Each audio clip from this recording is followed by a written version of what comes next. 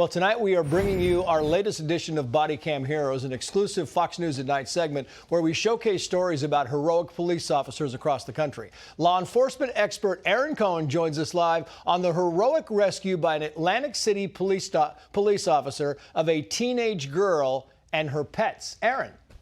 Yeah, good evening, Trace. This one all started when an officer, Riley Flynn, Atlantic City Police Department, heard cries for help while patrolling a neighborhood in Atlantic City. You'll see him jump into action right away, not playing around, makes forced entry into that residence structure.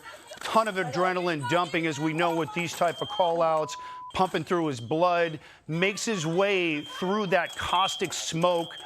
Very, very tough to breathe. This isn't your average campfire. These are very toxic chemicals when ingested. Makes his way upstairs while the heat and smoke are continuing to rise. Most dangerous part of this call out, for sure. Sound becomes the tactical tool as he uses it to hone in on the female teenager. To find that girl, locates her in the bathroom, makes his way outside with her. Important to note that you should always leave the pets behind, let the officers go back for them.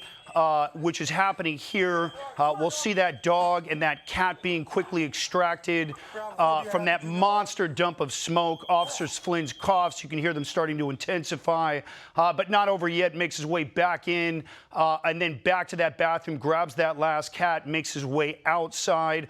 All of this done, the dog, the two cats, in just under 2 minutes, Trace. It's unbelievable. It really is, that video. Aaron Cohen, stand by if you would. We want to bring in Officer Flynn with us because he's Atlantic City Officer Riley Flynn. Officer, I mean, just watching the video, very compelling. I know that was you in there. I'm wondering, as you're going in there, we see you. You got to open stair gates. You can't see. What are you thinking? And what's the first thing you have to do? Listen to the sound. What's going on inside?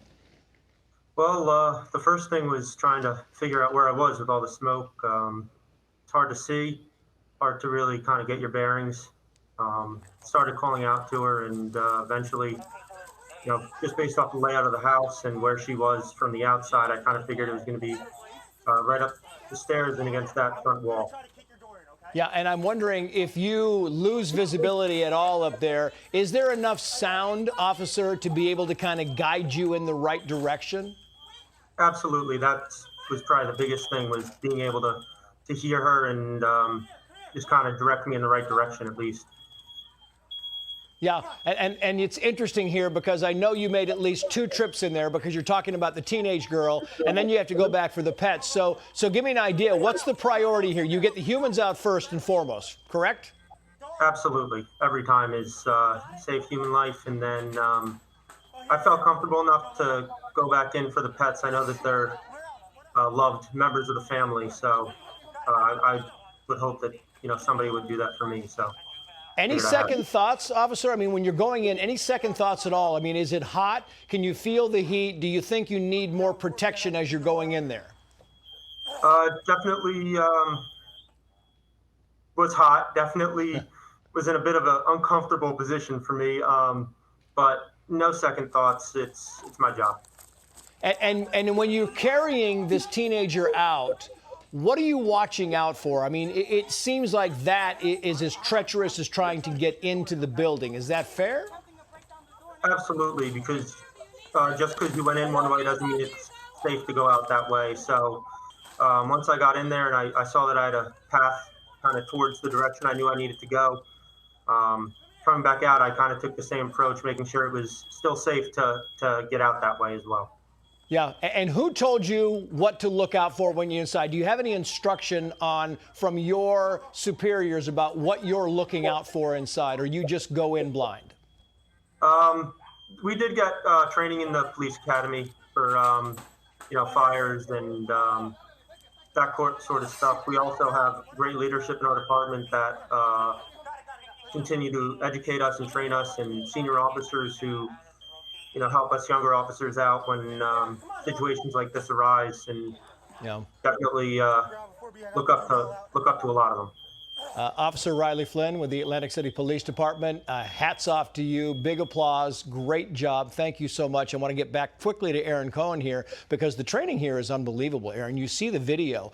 If I'm walking in, I'm like, I don't know where to go, what to do. You're just as blind as the people who were stuck inside.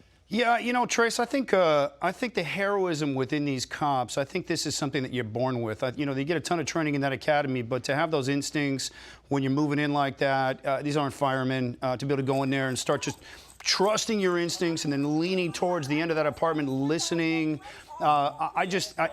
He went above and beyond, I believe, what's expected as far as his profession, but went in there, did an incredible job. It's a body cam hero through and through. Did it right that day. Hats off to Officer Flynn, the Atlantic City PD. Nicely job to him. Nice job to you, Aaron. Thank you so much. And the fact that he had to go in twice is also remarkable. Hey, Sean Hannity here. Hey, click here to subscribe to Fox News YouTube page and catch our hottest interviews and most compelling analysis. You will not get it anywhere else.